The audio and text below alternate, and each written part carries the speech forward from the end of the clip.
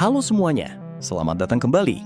Kali ini kita bedah tuntas satu peristiwa spesifik yang jadi sorotan besar pekan ini.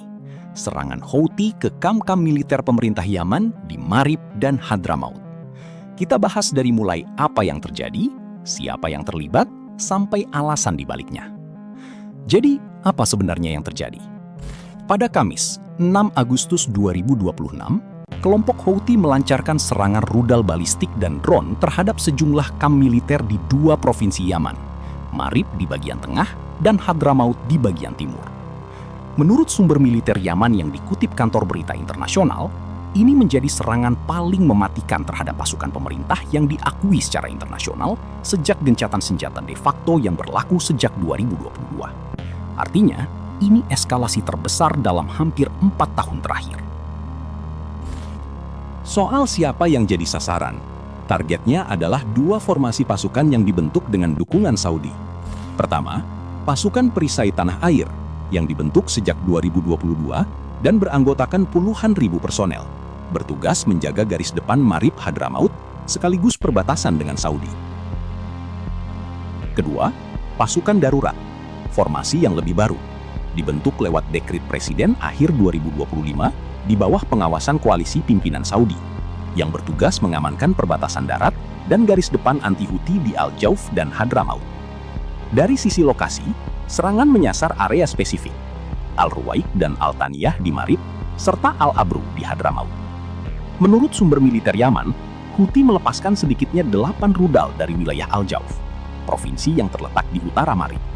Jadi, serangan ini datang dari arah utara, menembus ke posisi-posisi pasukan pemerintah di dua provinsi tersebut.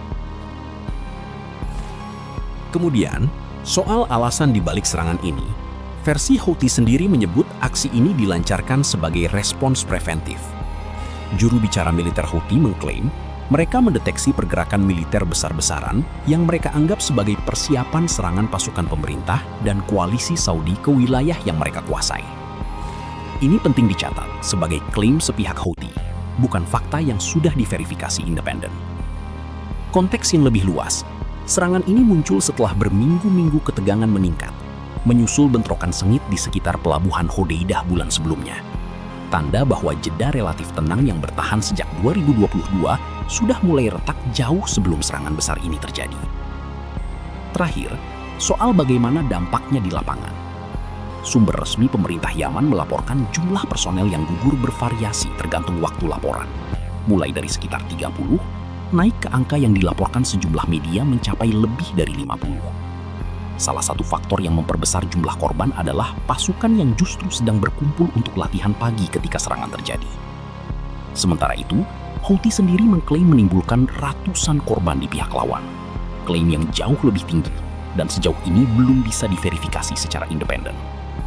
Menteri Kesehatan Yaman merespons dengan memerintahkan peningkatan kesiapan rumah sakit di Marib dan Hadramaut untuk menerima korban luka. Misi Amerika Serikat untuk Yaman turut mengeluarkan pernyataan belasungkawa untuk keluarga personel yang gugur dan menyebut serangan ini sebagai contoh lain dari apa yang mereka sebut aksi teror Houthi terhadap rakyat Yaman. Jadi jika kita rangkum, ini bukan insiden dadakan, tapi puncak dari eskalasi bertahap yang sudah terlihat sejak bentrokan Hodeidah bulan sebelumnya. Dan levelnya sekarang menembus rekor sejak gencatan senjata 2022. Menurut kalian, apakah ini akan memicu respons balasan skala besar dari koalisi Saudi? Atau justru diredam demi menjaga negosiasi regional yang lebih besar?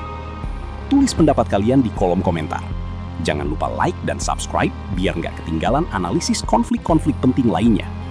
Sampai jumpa di video berikutnya. Terima kasih.